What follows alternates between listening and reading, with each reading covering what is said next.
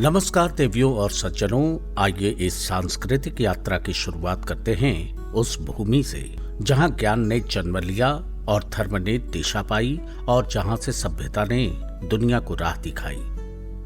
बिहार।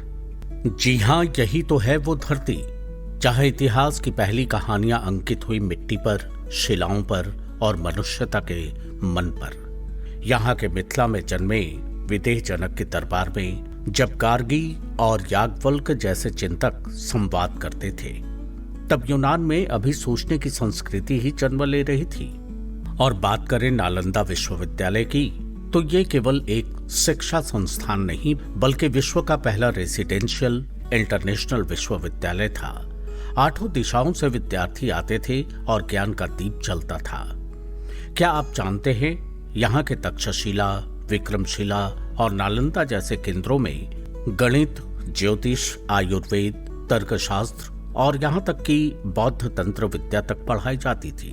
बिहार की धरती पर ही भगवान बुद्ध को गया में ज्ञान की प्राप्ति हुई।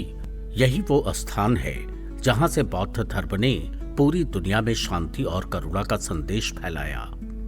और यही तो है बोध गया, जो आज भी जापान, थाईलैंड, श्रीलंका और पूरे एशिया के श्रद्धालुओं के लिए आस्था का केंद्र है।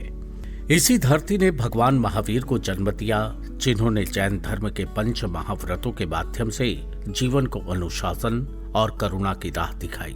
ये वो भूमि है जहां सम्राट अशोक जैसे शासक ने कलिंग युद्ध के बाद हथियार छोड़ धर्म को अपनाया और बौद्ध धर्म का संदेश शांति और अहिंसा के रूप में पूरी दुनिया में फैलाया। और जब बात आती है गणराज्यों की, तो क्या आप जानते हैं, लिच्छवी गणराज्य जो आज के वैशाली में था, वो दुनिया का पहला लोकतांत्रिक गणराज्य माना जाता है।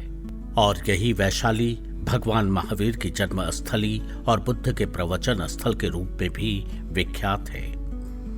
बिहार की ये प्राचीन गाथाएं सिर्फ इतिहास की बातें नहीं हैं, ये हमारी जड़ें हैं जिनसे आज का भारत और आज का विश्व जुड़ता है।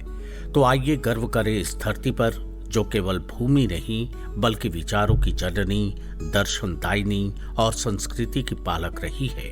अगले खंड में हम चलेंगे उस युग की ओर जब पर्व और परंपराएं बनी हमारे जीवन का अंग। जुड़े रहिए हमारे साथ।